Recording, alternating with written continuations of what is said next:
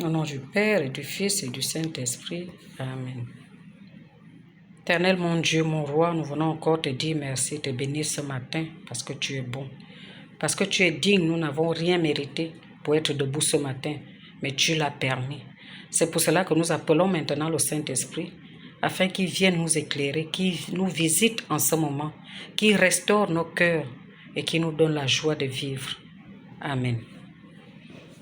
Mes chers bien-aimés dans le Seigneur, ce matin, nous allons exhorter dans Ézéchiel 12, les versets 1 à 2. Écoutons la parole de Dieu. La parole de l'Éternel me fut adressée en ces mots. Fils de l'homme, tu habites au milieu d'une famille de rebelles qui ont des yeux pour voir, mais ne voient pas, ne voient point, des oreilles pour entendre et qui n'entendent point, car c'est une famille de rebelles. Le Seigneur s'est adressé à Ézéchiel à travers ces paroles, parce qu'il voyait comment le peuple d'Israël s'entêtait dans la mauvaise conduite. Il ne respectait pas Dieu et faisait tout ce qu'il voulait. Alors, Dieu parle à Ézéchiel en lui faisant comprendre qu'il habite au milieu des rebelles, que ces gens ne veulent pas se repentir. Et à l'exemple de Pharaon, qui avait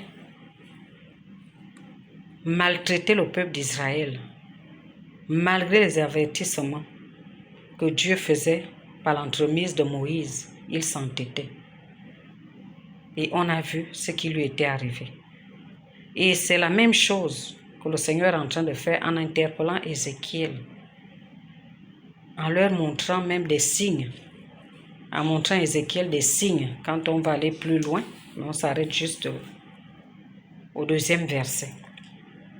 Que s'ils ne font pas attention, ils vont périr.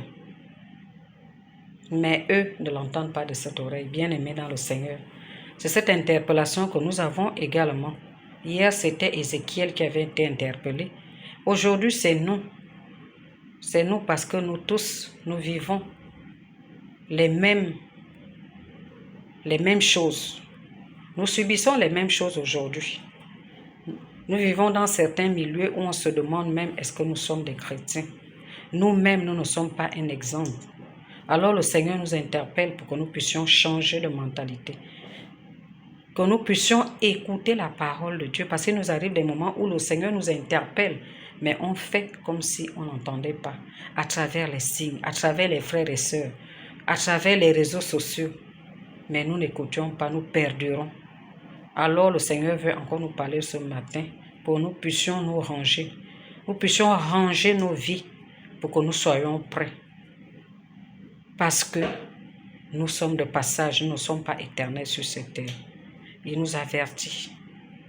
Il nous a déjà avertis à plusieurs reprises concernant nos différents comportements et concernant les comportements de ceux qui nous entourent. Alors nous avons cette lourde responsabilité d'annoncer la parole de Dieu, de ramener nos frères et sœurs qui sont égarés. Nous n'avons pas le droit de dire « ça ne me regarde pas ». Le Seigneur nous a appelés pour que nous soyons des lumières. Et la lumière, on ne la met pas sous le boisseau, c'est pour éclairer la maison. Alors nous sommes là pour éclairer le monde. Bien-aimés dans le Seigneur, nous devons nous adresser à nos frères et sœurs avec un cœur compatissant pour qu'ils puissent également nous écouter. Parce que tout ce qui se passe aujourd'hui, nous chrétiens, le monde est rentré dans l'église. Alors le Seigneur nous interpelle pour que nous puissions attirer l'attention des autres et que nous vivions comme le demande la parole de Dieu et les saintes écritures. Parole du Seigneur. Merci à tous et à toutes et passez une bonne journée. Amen.